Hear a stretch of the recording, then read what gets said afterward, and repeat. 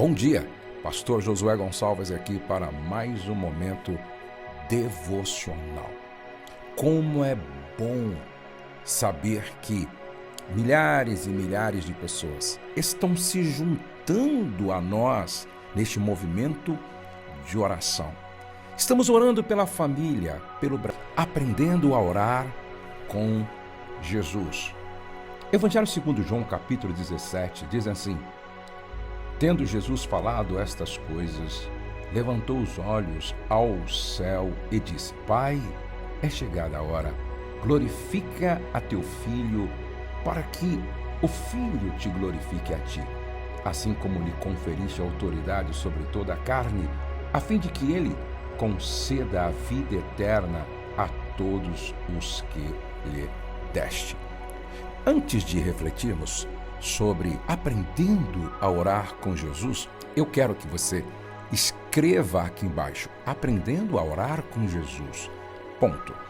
Aí eu quero que você coloque um pedido de oração para alguém que você quer bem.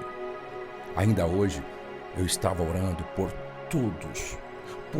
todos aqueles que colocam aqui o seu pedido de oração, que escrevem aqui o seu pedido de oração. Este é um movimento sério de oração, gente. Então, coloque aqui o seu pedido de oração e fique comigo até o final. Se você ainda não deu um gostei, dá um gostei, dá o seu like aqui, se inscreva no meu canal. Isso é muito importante. Bom, aprendendo a orar com Jesus. Orar é reconhecer-se incompetente e impotente. Sabe? Orar é apresentar-se a Deus com um atestado de pobreza ou uma declaração de incapacidade. Orar é pedir. E quem pede é fraco e dependente. Orar é quebrantar-se, é abrir mão da autoconfiança e da independência de Deus. Orar é humilhar-se diante de Deus, submetendo-se à sua vontade. Por isso, temos tantas dificuldades para orar. A oração atinge de forma certeira a nossa vaidade e detona o nosso senso de autoconsciência, autossuficiência. Ah, se todos soubessem disso, teríamos um exército muito maior de pessoas orando. Acreditamos que a oração é necessária, mas dela fugimos, pois ela produz mudanças na vida de quem a pratica. E nós não queremos mudar. Richard Foster declara: hoje anelamos por oração e nos escondemos da oração. Somos por ela atraídos e por ela repelidos. Acreditamos que a oração é algo que devemos fazer, até mesmo algo que desejamos fazer, mas é como se um abismo se interpusesse entre nós e o ato de orar. Experimentamos a agonia da falta de oração. Sabe, nós temos sérias dificuldades com a oração.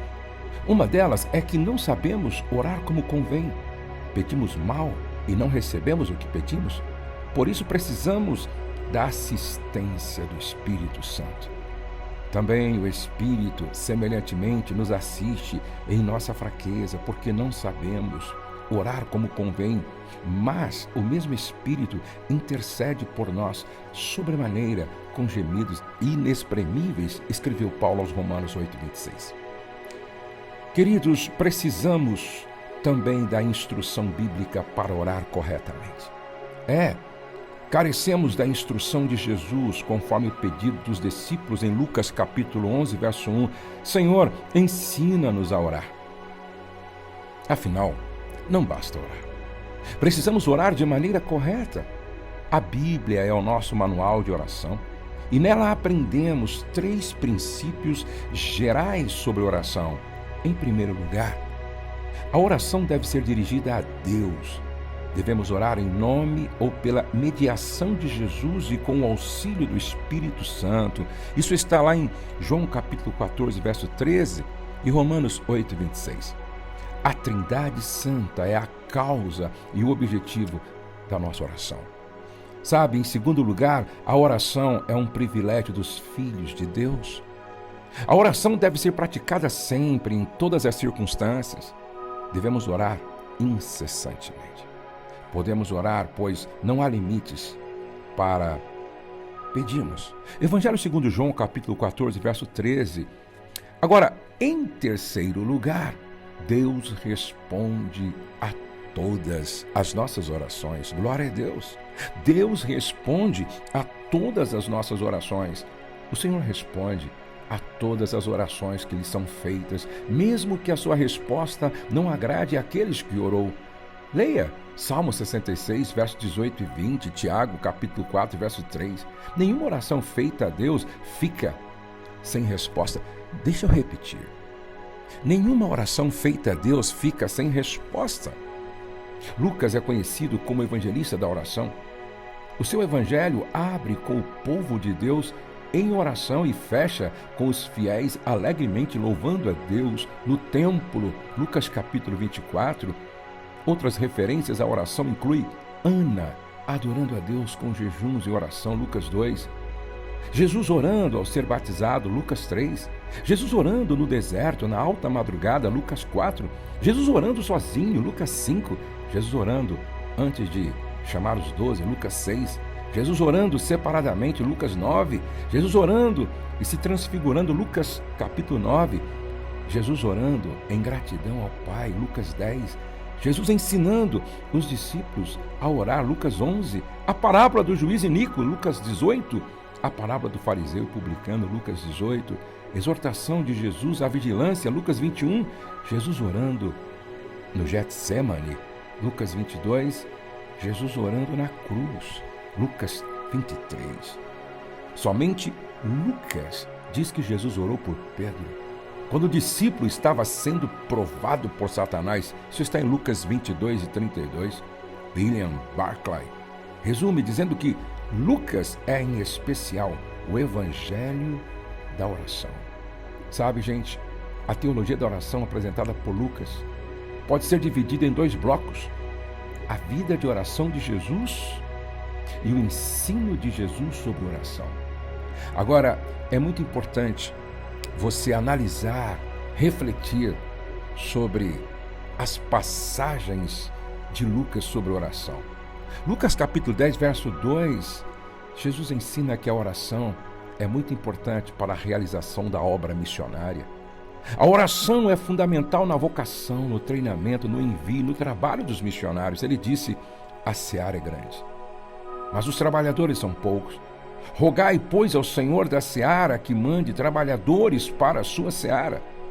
Há três preciosas lições neste versículo. Em primeiro lugar, a seara é grande, mas os trabalhadores são poucos. Jesus faz uma relação entre o tamanho do campo de trabalho e a quantidade de trabalhadores. A seara é grande ou imensa. Geograficamente, ela começa em Jerusalém e vai até os confins da terra. As suas dimensões são mundiais. A seara engloba toda a criatura humana e alcança todas as nações da terra. No entanto, os trabalhadores são poucos. Em segundo lugar, Deus envia trabalhadores para a seara em resposta à oração do seu povo. Temos aqui o equilíbrio entre a sabedoria de Deus e a responsabilidade humana. Então, preste atenção. Nós precisamos orar e orar. Em terceiro lugar, a seara pertence a Deus. Os obreiros devem trabalhar na seara do Senhor. A expressão do Senhor denota propriedade. As vidas que são salvas, as igrejas que são plantadas, os recursos que são ofertados, tudo isso pertence ao dono da seara, Deus. É preciso que tenhamos em mente esta verdade. A igreja pertence ao Senhor. O apóstolo Paulo escreve: pastoreai o rebanho de Deus que há entre vós, não por constrangimento, mas espontaneamente, como Deus quer, nem por sorte da ganância, mas de boa vontade. Escreveu Pedro na sua epístola 1, capítulo 5, verso 2. William Hendrickson afirma: esses obreiros devem trabalhar em sua seara, isso é, de Deus. As pessoas a quem tentamos conquistar para o Senhor não nos pertencem, para que façamos com elas o que bem quisermos. Elas são a seara dele. É preciso que esse fato esteja sempre na mente. Foi isso o que o apóstolo Paulo ensinou aos presbíteros de Éfeso: atendei por vós e por todo o rebanho sobre o qual o Espírito Santo vos constituiu bispos, para pastoreardes a igreja de Deus, a qual ele comprou com o seu próprio sangue. Atos capítulo 20, verso 28. A ênfase de Paulo é que o rebanho pertence a Deus. Nós precisamos então orar. Orar para que o Senhor da seara envie trabalhadores para a sua seara. Nós precisamos orar. Orar como igreja, orar como família, orar como casal, orar como discípulo. Vamos orar. Obrigado, Senhor, por esse tempo e obrigado por tudo que o Senhor fez, está fazendo, ainda fará. Desperta-nos, como nós temos pedido com frequência, desperta-nos para a oração. E que nós possamos orar como Jesus orou. Nós entendemos, Pai, que anelamos por oração, mas ao mesmo tempo fugimos da oração. Nós somos atraídos e por ela repelidos. Nós precisamos orar. E como é difícil nós exercermos esse ministério da oração, porque é um ministério que as pessoas não veem, porque ele não acontece no palco, na plataforma, no púlpito, mas aqui, no nosso lugar secreto. Senhor, desperta-nos para a oração. Levanta um exército de oração, levanta famílias de oração, levanta casais de oração, levanta pastores, presbíteros, evangelistas, diáconos, apóstolos, mestres de oração. Faz de nós, sobretudo, homens e mulheres de oração. Senhor, que haja um despertamento na casa da minha irmã, do meu irmão, no nosso casamento, que haja um despertamento em todos nós, para que a cada dia nós possamos te buscar mais, pois está escrito: buscai ao Senhor enquanto se pode achar, invocai-o quando está perto. Pai, Deus está no controle. Nós cremos em milagres e a nossa família está debaixo da graça de Deus. Um grande abraço e até o nosso próximo momento devocional.